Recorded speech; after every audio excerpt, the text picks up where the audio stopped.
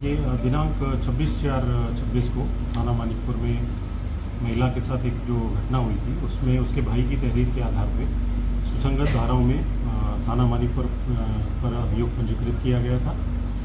उसके बाद उसमें जो मृतका है उसी का एक प्रेमी जो कि बाल अपचारी था और उसका सजातीय भी था और उसका रिश्तेदार भी था, उसको पुलिस के द्वारा हिरासत में लेके और जो विधिक कार्रवाई है वो उसके अगेंस्ट में, उस बाल अपचारी के अगेंस्ट में की गई। दूसरा उसका साथी जो है शुभम सोनकर, उसको भी उसके बयानों के आधार पे उसका नाम जो है वो प्रकाश में आया है शुभम सोनकर का, और वो भी जो मृतका के साथ घटना हुई है उसमें इन्वॉल्व था और फिर दोनों ही ये साथ में बाइक से वहाँ से गए थे। जो शुभम सोनकर है उसके ऊपर 25,000 का इनाम जो है वो मेरे द्वारा घोषित किया गया है और उसकी गिरफ्तारी के लिए भी जो टीम है वो गठित की गई है और शीघ्र ही हम उसकी शुभम सोनकर की भी गिरफ्तारी इसमें सुनिश्चित करेंगे।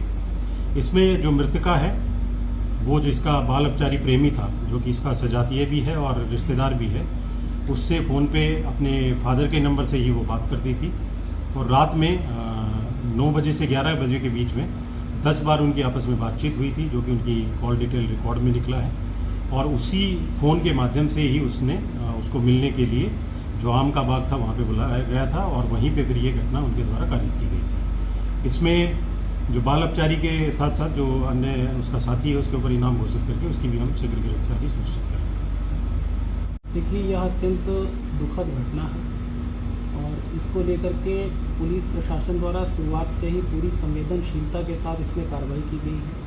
सूचना प्राप्त होते ही तत्काल सभी वरिष्ठ अधिकारी, पुलिस अधीक्षक भी मौके पर वहां पहुंचे और इन लोगों ने पूरी तत्परता के साथ उस घटना का परीक्षण किया। वहां पे तहरीर प्राप्त होते ही सुसंगत धाराओं में इसमें मुकदमा दर्ज किया गया। इसमें जो बाल अपचारी एक लड़का है उसकी ऑलरेडी उसको न्यायिक अभिरक्षा में दिया गया है। साथ ही जो इसमें मुख्य अभियुक्त है उसको तलाश करने के लिए इस समय इन्वेस्टिगेशन जारी है। इस पर 25,000 रुपये का इनाम भी दिया गया है। इसमें महत्वपूर्ण बात यह है कि जो मृतका है वो अपने पिता का फ़ोन प्रयोग करके अपने प्रेमी से मिलने के लिए वहाँ पे गई थी, ऐसा तथ्य संज्ञान में आया है। दोनों ही स्वजातीय थे और दोनों ही आपस में रिश्तेदार भी थे।